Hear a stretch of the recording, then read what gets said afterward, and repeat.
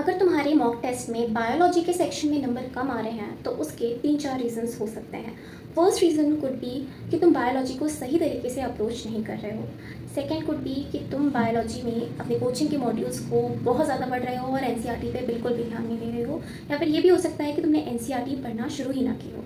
Third reason could be कि तुम्हारा brain बहुत ही ज़्यादा लॉजिकल है और लॉजिकल चीज़ों को जल्दी से समझ लेता है, ग्रास्प कर लेता है, इसलिए बायोलॉजी को वो मेमोराइज़ नहीं कर पा रहा है। मैं किस तरह से बायोलॉजी को अप्रोच करती थी, मैंने किस तरह से बायोलॉजी में अपना स्कोर इम्प्रूव किया और नीट में एक अच्छी रैंक हासिल करी, उस चीज़ के बारे में मैं आज बात करने वाली हूँ। सो इस चीज़ को ईजिली समझाने के लिए मैंने अपनी अप्रोच को 4 स्टेप्स में डिवाइड किया है। First step is understanding the concept, second step is reading NCERT, third step is attempting questions, fourth step is revision. So step 1 is understanding concepts. Coaching में चैप्टर पढ़ा दिए जाने के बाद मैं घर आकर नोट्स रिवाइज करती थी।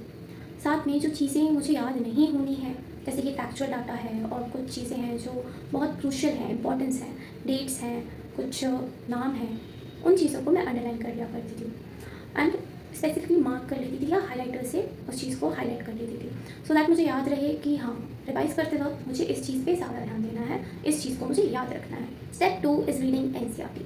कोचिंग में चैप्टर को कंप्लीट हो जाने के बाद, नोट्स को रिवाइज करने के बाद मैं एनसीईआरटी पे जंप करती थी। एनसीईआरटी से उस चैप्टर को मैं लाइन बाय लाइन पढ़ती थी, इंपॉर्टेंट पॉइंट्स को अंडरलाइन करती थी, इंपॉर्टेंट चीज़ों को अपने नोट्स में ऐड करती थी और फिर उस चैप्टर को मैं एनसीईआरटी से भी डन मानती थी। Step 3 is attempting questions.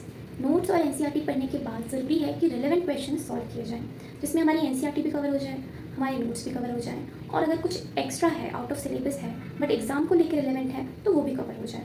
इसके लिए मैं फिर से अरिहंत और साथ में एमटीजी को यूज़ करती थी। MTG NCERT on my fingertips. It is a very good book for questions. I will recommend it to everyone, क्योंकि उसमें क्वेश्चंस की क्वालिटी बहुत अच्छी है और साथ में बहुत ही रिलेवेंट क्वेश्चंस दिए हुए हैं, easy to moderate to difficult, बहुत ही अच्छे क्वेश्चंस हैं उसमें। तो इन 3 स्टेप्स को कंप्लीट करने के बाद, that is reading your notes, reading the NCERT and attempting relevant questions, बारी आती है रिविजन की। बायोलॉजी को रिवाइज करते वक्त एक चीज़ का बहुत ध्यान रखना है, विच इज़ कि हमें रिवर्स में रिवाइज करना है। मतलब हमें पहले क्वेश्चंस अटेम्प्ट करने हैं, उसके बाद हमें अपने नोट्स पढ़ने हैं। बहुत लोग ये गलती करते हैं कि पहले नोट्स पढ़ लेते हैं फिर क्वेश्चंस रिवाइज करते हैं। नहीं, you should do the questions first and then revise your notes. This is the right way to revise all the subjects, not just biology, but especially biology में ये चीज़ करना बहुत ज़रूरी है। इससे क्या होगा, आपका ब्रेन एक्टिवेट हो जाएगा। Right, it is the scientific way to do this. आपका ब्रेन एक्टिवेट हो जाएगा, आप अपनी मेमोरी को चेक कर सकते हो, और साथ में अगर कुछ आपने पढ़ा हुआ है ऑलरेडी और फिर से आप रिवाइज करते वक्त उस चीज़ को क्वेश्चन करते वक्त गलत कर रहे हो, तो आपको ये समझ में आएगा कि ओ अच्छा, ये मुझसे फिर से गलत हो गया। ओह अच्छा, मतलब कि ये क्वेश्चन या ये डाटा, ये स्पेसिफिक डाटा मुझे याद रखना है, तो ये आपके एसोसिएशनल एरिया में चला जाएगा। Associational area is a area of your brain.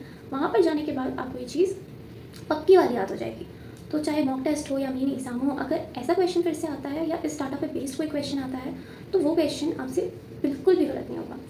तो इसलिए रिवर्स रिवाइज करो, पहले क्वेश्चंस करो, उसके बाद फिर अपने नोट्स पढ़ो। All for today's video. अगर आपको वीडियो हेल्पफुल लगी then do consider subscribing to my channel for more related content. Radhe Radhe.